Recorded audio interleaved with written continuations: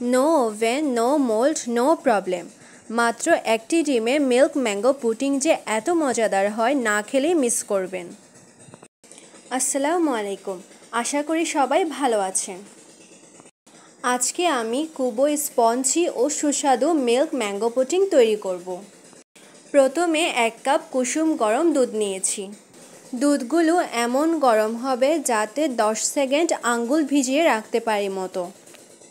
এর মধ্যে 2 চা চামচ সাদা ভিনেগার দিব, যাতে দুধগুলো একটু একটু ফেটে যায়।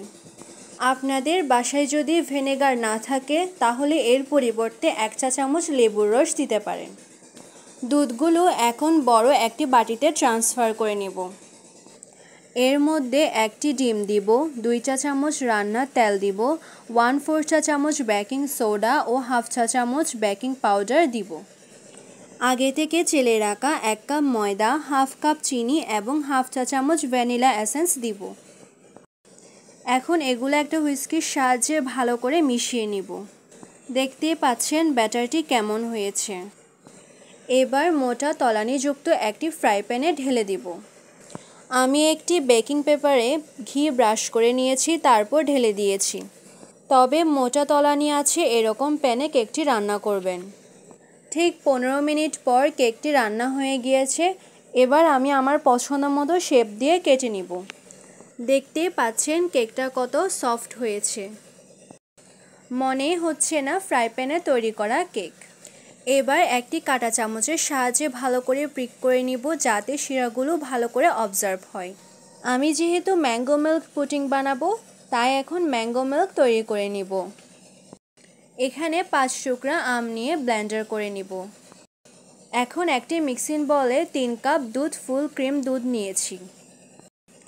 এর মধ্যে 3 চা চামচ কনডেন্স মিল্ক দিয়েছি, 1/2 কাপ হেভি ক্রিম দিয়েছি আর ব্লেন্ড করা আমগুলো দিয়েছি।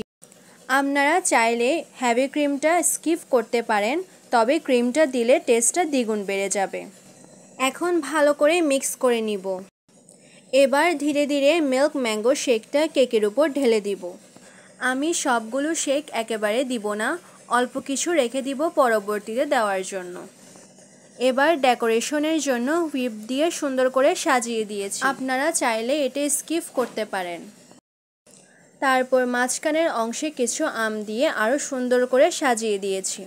তৈরি হয়ে গেল আমার মিল্ক ম্যাঙ্গো পুডিং। এটাকে কেক বললে ভুল হবে। খাওয়ার সময় মনে হবে যেন রসগোল্লা খাচ্ছেন। ভেতরে পর্যন্ত মালাইটা এত সুন্দর করে অবজার্ভ হয়েছে, বোঝার মতো না।